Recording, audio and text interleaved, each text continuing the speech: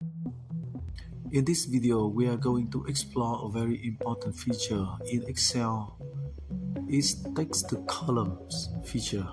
We will work with a data set containing text strings that are joined together in different degrees of complexity and using different special characters.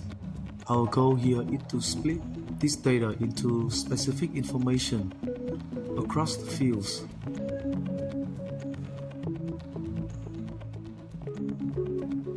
In the task number 1, we are going to split the first row into first name, last name, department and city using the semicolon as a delimiter. To do this, we will use the text to column features. Let's look at the cell A2. I will place my cursor in the cell A2, then navigate to the Data tab and click the Text to Column button. Next, we will select Delimited and check the semicolon to set that as our delimiter. As you can see here, our text string is being separated into 4 columns based on those semicolons. In the destination field, I will select cell C2 at the starting cell. So you can see our original text string containing 4 pieces of information now has been successfully split into 4 separated columns. In the task number 2, we are going to extract the date, ID, and category from the second row using the slash symbol. As you can see in the second row, cell A3, we have 3 text strings that are separated from each other by a slash. So let's go to the text to column feature and select the delimited option. Now we need to choose the slash. Since the slash isn't listed among the default checkboxes, I will going to select other and type a slash directly into the box. Just like before, let's set our destination to cell C3. And now, our data field has been successfully split into 3 separated information across 3 different columns.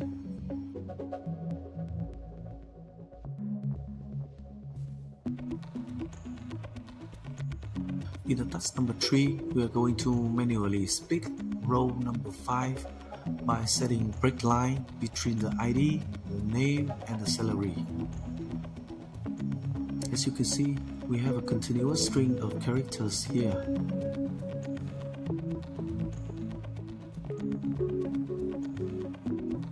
So we will go to the text to columns, select the fixed width option. Here, following the software's prompt, we need to create a break line by clicking at the desired position.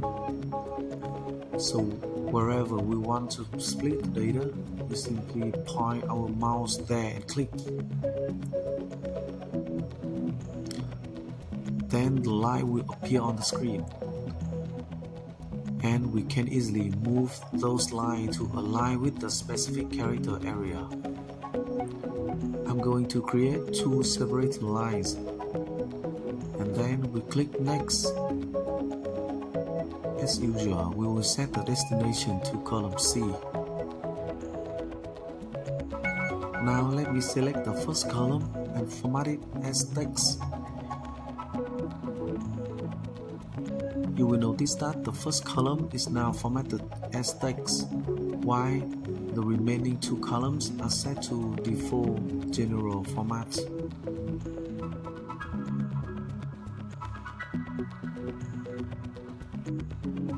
In the task number 4, we are going to use the @ symbol as a custom delimiter to separate the username from the domain name. As you can see, we have 2 parts to the email address. The part before the @ symbol is the username, and the part after it is the domain name. Therefore, we will use the @ symbol as our delimiter.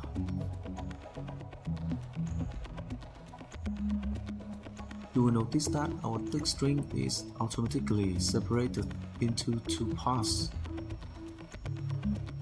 Once we select the destination as column C, we will obtain two columns of information. And you can see the @ symbol will no longer appear here.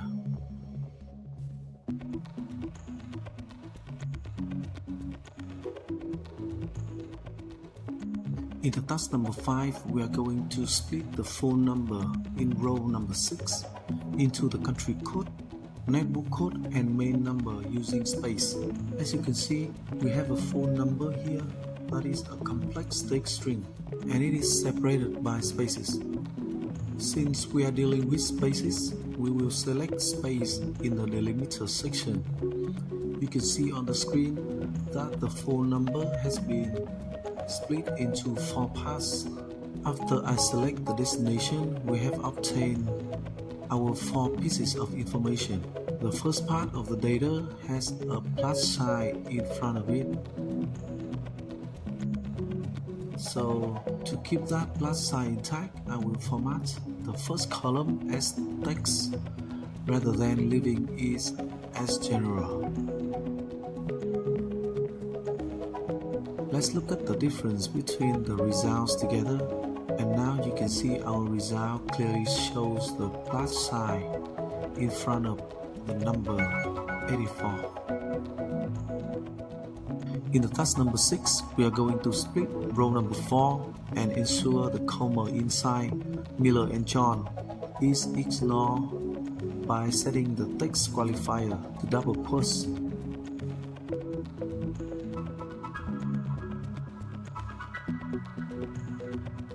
We are going to keep our delimiter selected as comma, but for the text qualifier field, we will select double quotes. By doing this, you will notice that the comma between Miller and John, which is part of the username, will not be separated. If we didn't use this feature, Miller would end up in one column and John would be in another.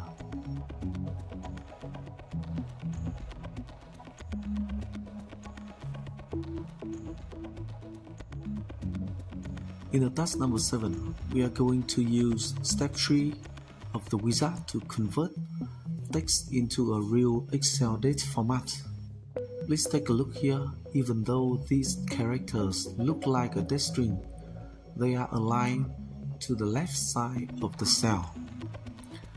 This tells us that they are currently formatted as text. We are going to use the text to column feature. We will identify the slash character and then move on to formatting it as a date.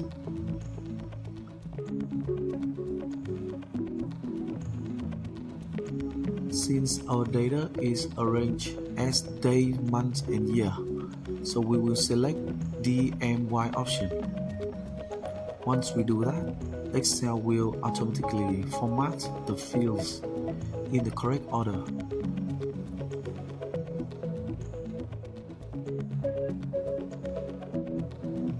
So you see, even though the data started as text, we were able to successfully convert it. Basically, this process allows Excel to recognize and interpret the text strings as a proper date value.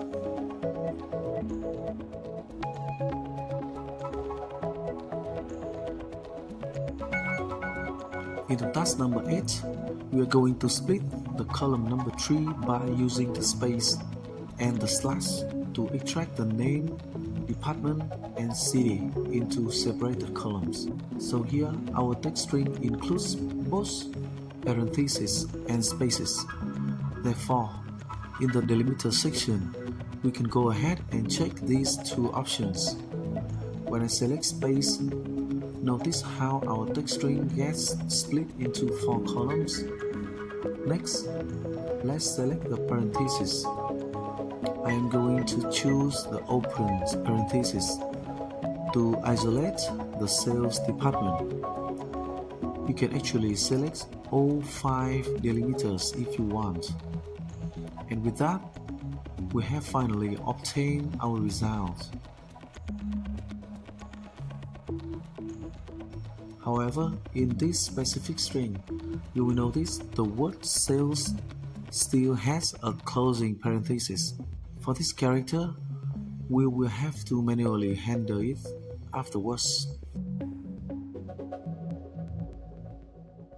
In the task number 9, we will practice splitting data, but this time we will change the destination so that it does not override the original raw data.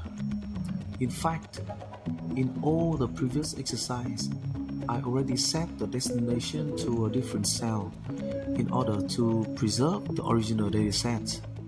Therefore, in this exercise, we will just do a quick practice. We will use a semicolon as the delimiter, and we will choose the destination in a different location. However, please note that we cannot set the destination on a different worksheet. In the task number 10, we will split row number 8 and set the price column to general and the status column to text during the text to columns wizard process.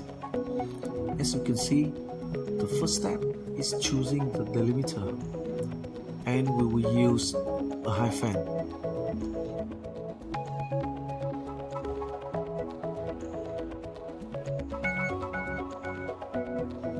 Next, I will select each column one by one and set the column format according to the requirements of the exercise.